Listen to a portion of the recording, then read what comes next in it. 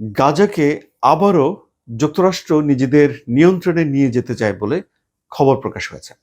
Washington পোস্টে একটা খবর এসেছে, যে খবরে বলা হয়েছে যে যুক্তরাষ্ট্র অন্তত 10 বছরের জন্য গাজাকে নিজের নিয়ন্ত্রণে নিয়ে যেতে চায় এবং সেখানে যুক্তরাষ্ট্র একটা অবকাশ কেন্দ্র তৈরি করবে, একটা প্রযুক্তির হাব তৈরি করবে, আধুনিক একটা নগর তৈরি করবে। ইসরায়েলের হামলাতে গাজা উপত্যকার ৮০ ভাগের মতো জায়গা আপনারা ধরে নিতে পারেন যে এখন ধ্বংসস্তূপে পরিণত হয়েছে।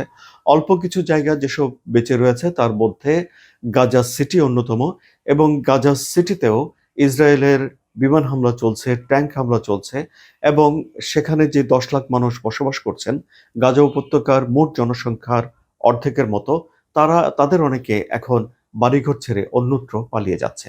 পালিয়ে আর কোথায় যাবে? যদি আশ্রয় কেন্দ্রে যায় তাহলে সেখানেও অনেক গাদাগাদি করে থাকা বেশি মানুষের ভিড়, কিংবা এই গাজা সিটির এক প্রান্ত থেকে অন্য প্রান্তে গিয়ে থাকার যেই চেষ্টা,